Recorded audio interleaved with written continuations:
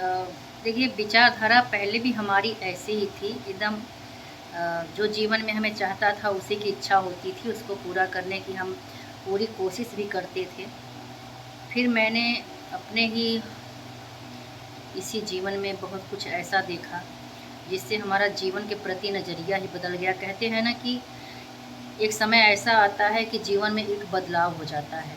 जैसे महात्मा बुद्ध का बदलाव हो गया सत्य की खोज करना। उन्होंने अपना परिवार त्याग दिया। मीराबाई भक्ति की खोज में अपना राजपाट त्याग दी।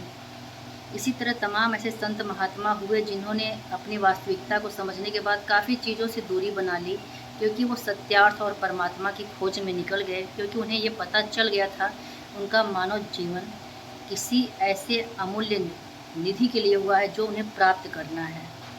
उस शाश्वत सत्य को उनको प्राप्त करना है जिससे उनकी अनुभूति हो चुकी है।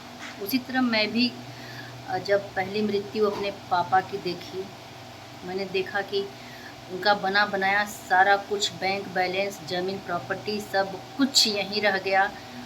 एक ढेला भी वो नहीं ले गए। फिर मेरी माँ का बना बनाया पूरा गृहस्थी, उनकी इतनी ज्वेलरी, उनकी इतने बने बनाए साड़ी कपड़े, जिसकी उन्हें इतनी इच्छा होती थी कि वो पर डे एक नया चेंज करती थी, फिर भी उनका यहीं रह गया, नहीं ले गई।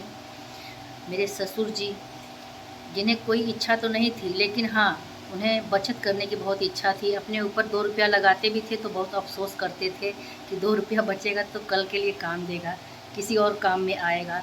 इतनी बचत वो करते थे। कभी महंगी वस्तु कोई ख़रीद ले तो कई दिन तक वो बहुत परेशान रहते थे कि इसको तुम जो इतना महंगा लिए हो सस्ता भी ले सकते थे।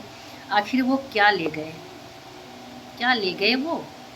तो इस परमात्मा की माया में एक दिन हम सभी भ्रमित होकर जीते जीते उस पतंगे की तरह होते हैं जो आने वाले अपने जो कुछ ऐसी चीज़ें होती हैं उसी में बह जाते हैं और शाश्वत सत्य तक नहीं पहुंच पाते।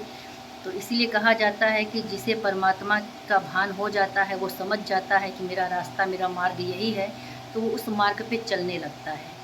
और परमात्मा से मिलन तभी संभव है जब आपका मार्ग परमार्थी हो। लोगों के सुख दुख के लिए आप जितना कर सकते हैं कर दीजिए। अपने लिए कोई विलासी संसाधन की कामना बिल्कुल मत कीजिए, क्योंकि जीवन में कुछ ही चीज़ें आवश्यक हैं, रोटी, कपड़ा और मकान। अब आप सोचिए कि एक झोपड़ी से महल बना लें, हम 2 सूखी रोटी से रोज़ मेवा मिश्री खाएं, और हम जो तन ढकने के लिए अगर हमारे पास कम संसाधन है तो कम में ही पहनेंगे, ज़्यादा है तो भाई औरों को भी दे सकते हैं, परमार्थ के कार्य में लगा सकते हैं। ईश्वर की प्राप्ति तभी संभव है जब मन, कर्म, वचन सभी शाश्वत, सरल और निश्चल हो। तो कहने वाले तो बहुत कुछ कहते हैं, कहने दीजिए। किसी के कहने से हमारे ऊपर कोई प्रभाव पड़े तो ये असंभव है, क्योंकि हम जहाँ शांत हैं वहाँ कुछ ऐसी वैसी अनर्गल बातों पे, अभद्र बातों पे क्रोधी भी हो जाते हैं। क्योंकि कहते हैं ना, कहीं शांत सरल स्वभाव है तो कहीं क्रोधी विचार भी हो जाते हैं। जब बेतुके बातें सामने आते हैं, न समझ में आए तो उस पे मनन कीजिए, चिंतन कीजिए। आप भी वही हैं जो हम हैं, आप भी उसी मनुष्य योनि में हैं, तो फिर जानवर बनने की कोशिश क्यों करते हैं? परमात्मा ने अच्छा खासा आपको बुद्धि विवेक दिया है, उस चीज़ की खोज कीजिए। हमारा तो खोज शुरू हो गया है भैया, हम तो जान गए हैं कि मेरा लक्ष्य मेरा परमात्मा है, जिसने मुझे इस धरा पे भेजा है, मुझे उससे ही मिलना है।